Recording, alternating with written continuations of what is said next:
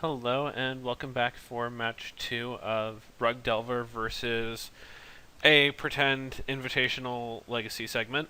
We are on the play and have no lands, which is usually a good cue to mulligan.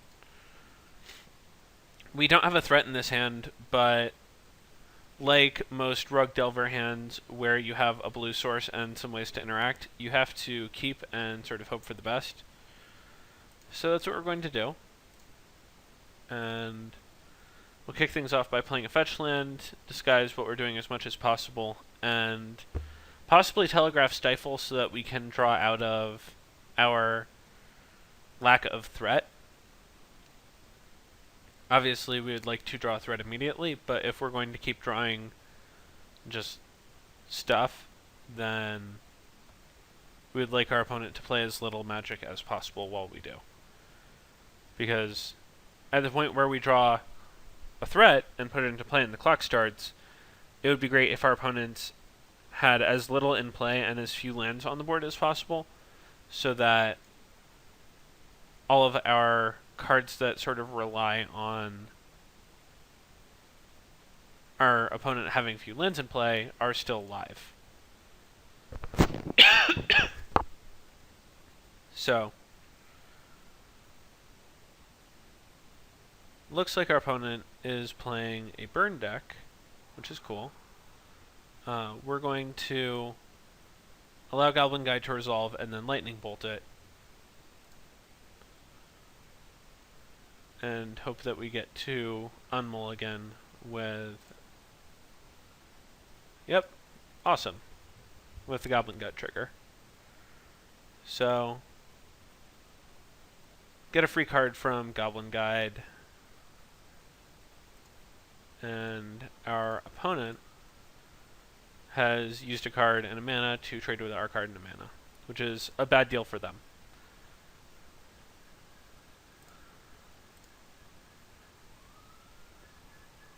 So, given that we don't have a Brainstorm right now, I'm fine just playing another land and planning on hard casting Daze. If we draw a Brainstorm, then I'm fine shuffling back Force of Will and Volcanic Island, but I would much rather have the ability to draw a Brainstorm and have a fetch land than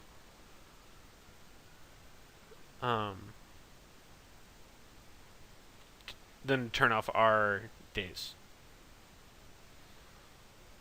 So here we are going to, like I said, hard cast Daze.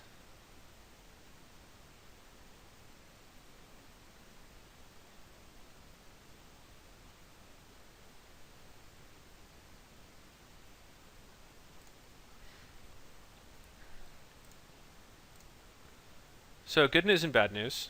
Good news, we are still at 19 life against burn. Bad news, they have 6 spells in their hand. So, we are on a clock as far as the game goes, even though it hasn't started impacting our life total yet. Simply because at the point where our opponent starts drawing out of their mana screw, they have cards with an average value of 3 points to our dome per card, and they've got 6 of them.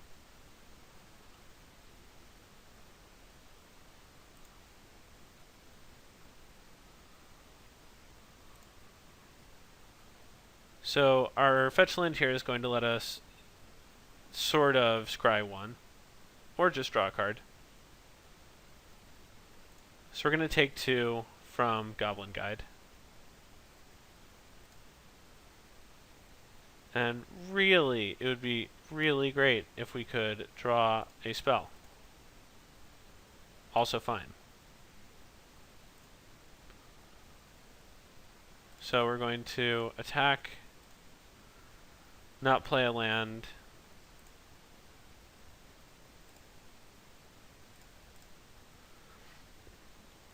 play Delver holding up fake Lightning Bolt.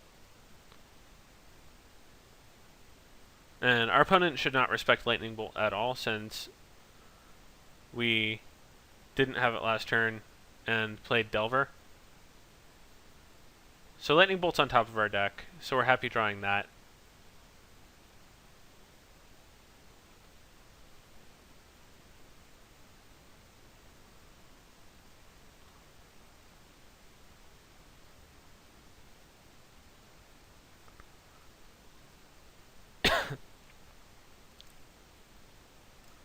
So we're going to reveal Lightning Bolt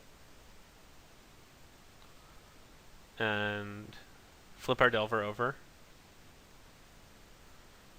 And we can't put 4 cards in our graveyard here, so it's not worth bolting and breaking 2 fetch lands. But we are going to play our 4th land so that we can Spell Pierce something and play our 5th land and cast Force of Will.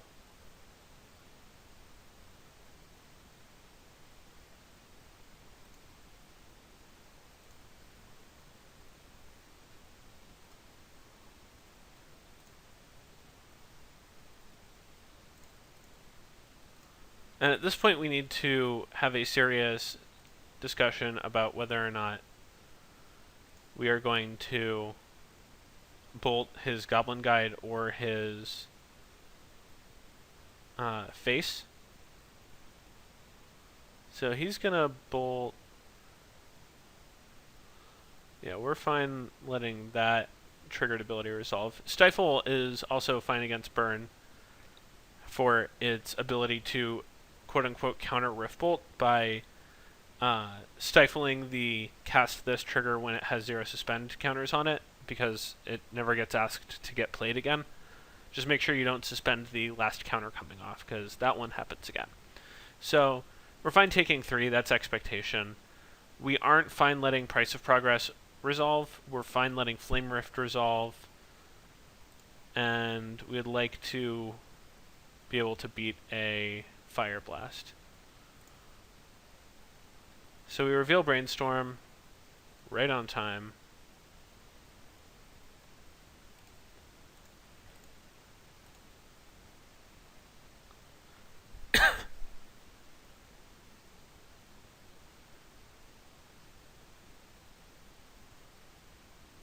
And we're happily going to cast Brainstorm.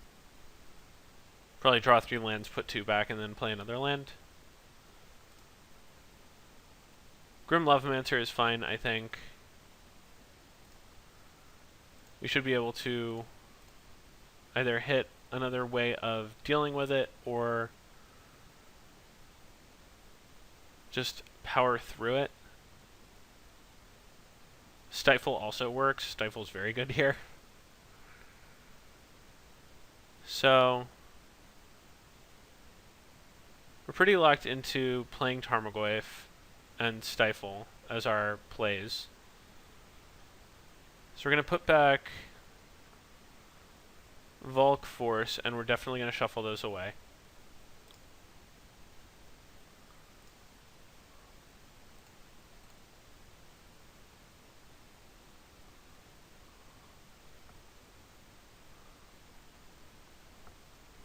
We're going to break both fetch lands pre-combat.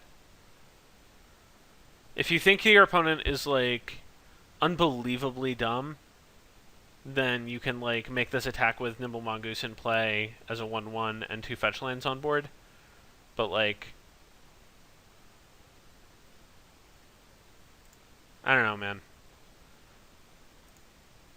I'm sort of past not giving my opponents credit for that.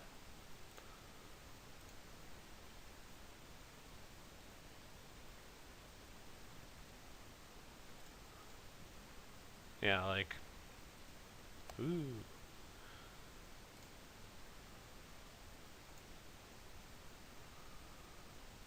Anyway, we've got this 4/5 going on. And at this point, we can stifle any fetch land. Our opponent doesn't really have the mana to use Grim Levimancer, which is why we didn't bother forcing it.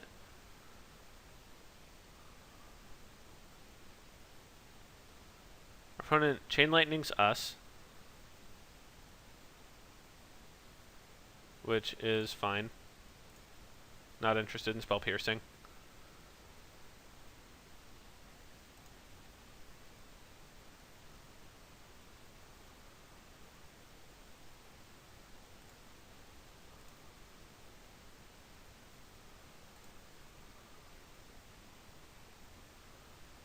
They're going to go to 2 and lose their Grim Lavamancer. And it looks like we beat the clock of them drawing lands. 2 out of 14. A pretty rough beat for them. I'm confident that they play more than 8.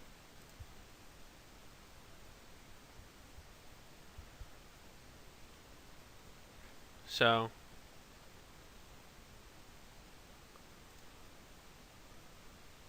yeah, just tough.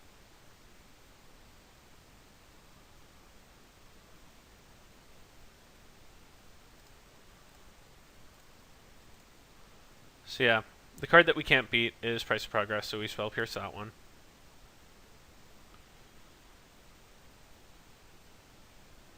And we go to sideboarding.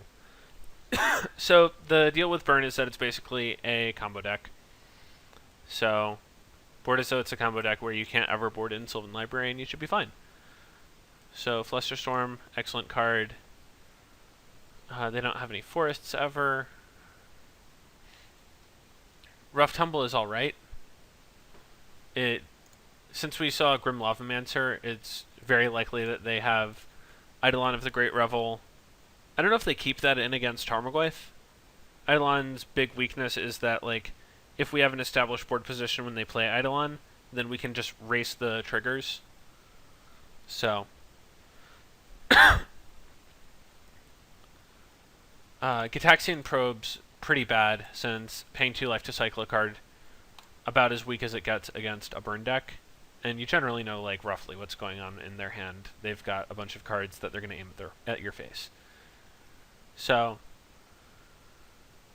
all of that's fine. Grim Lavamancer can probably also come in. And you can get Force, because all of their cards are more or less the same. There isn't any one card that's going to beat you. So throwing away 2 to answer 1, typically a fairly weak decision. This hand is great. It's got 2 threats, it's got some counter spells, it's got a cantrip, it's got perfect mana. So pretty easy keep here. Our deepest desire is that they don't open on a 1-drop. They don't. And now that we've drawn Stifle, we can go after their fetch land if we want. And I'm actually fine trying to ambush them on the draw, since we have Snare and Daze and Stifle. So we've got their full range covered, and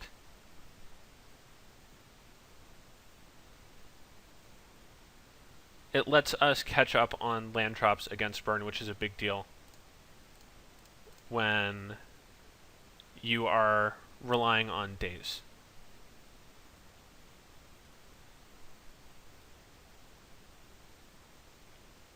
So now we've basically stolen the play, and so our Daze hand gets a lot better. We get to play out 2 threats next turn.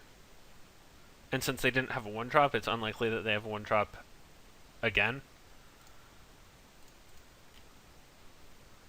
And so, like, normally I don't advocate, like, holding up Stifle on turn 1, but on the draw, in spots where you have Daze and where having Daze is important, it can be a judgment call. Especially if you think that your opponent is the sort to move on their fetch land instead of just playing a long game. One of the secrets about the Burn versus Rug Delver matchup is that the Burn deck is often able to be far more patient than they end up playing the deck as. Yeah, End Step Lightning Bolt is just... it's a very impatient play. It assumes that you aren't going to be able to get cards out of your hand fast enough, and it plays into counter magic a ton.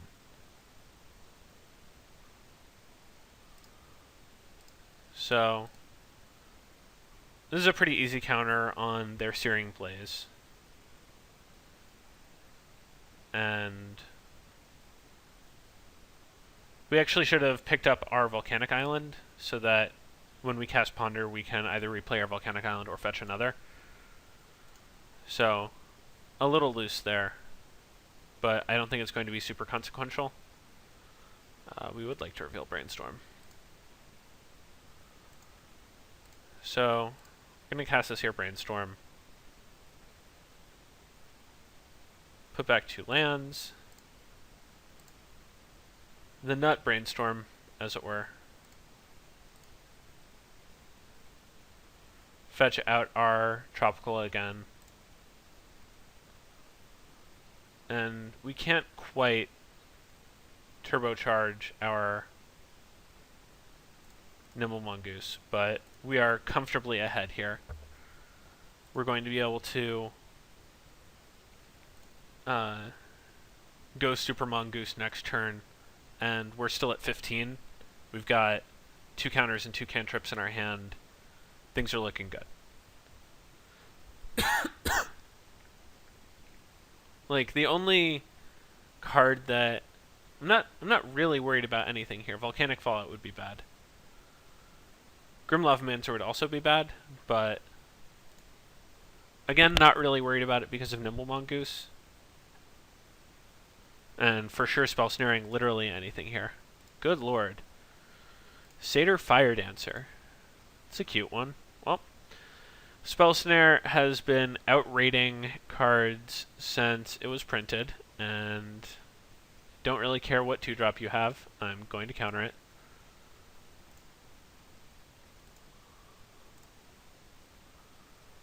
I'm fine giving up the ability to Ponder into Bolt here because I would rather just play another Mongoose. And so, like, yeah, we hit Bolt, but I would rather just attack for 6 and play another Mongoose and keep beating through.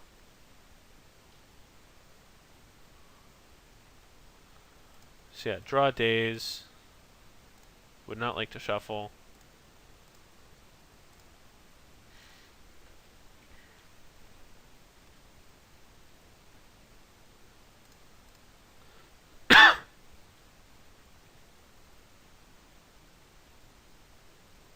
And yeah, we are not really in need of our Delver's services at this point. And our opponent, in order to be sort of maximum greedy, might want to block and Lavamancer, block a Mongoose, Lavamancer, or Insectile Aberration, in which case they're going to open themselves up to Lightning Bolt on the Lavamancer. So our top card is a land, so we can Brainstorm easily here.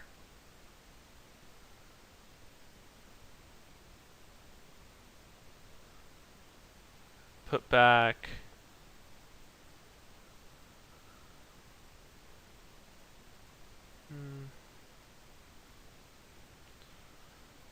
probably just 2 lands. Wasteland isn't very good.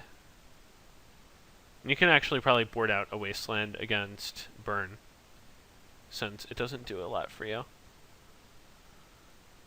trying to think of like how we die here.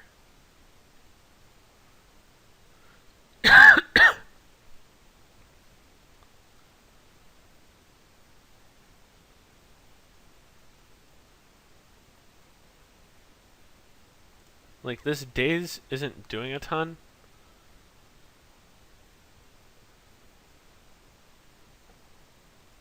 So I think I'd rather just play this, bolt this, and be able to have Flusterstorm as a hard counter for whatever is going on for the rest of the turn.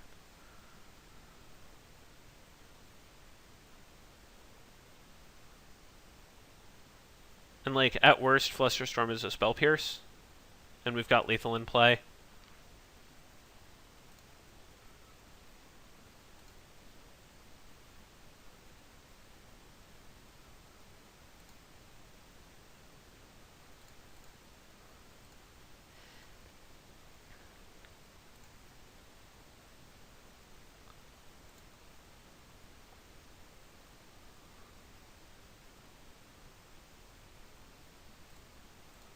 Yeah. So, whoops. Counter that.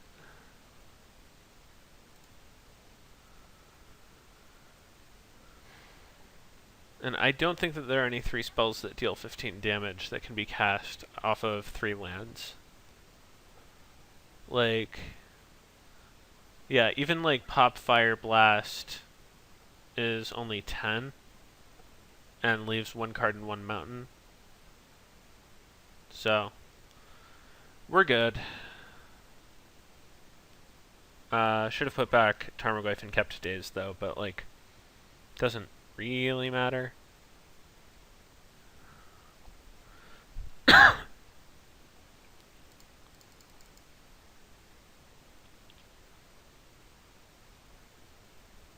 So,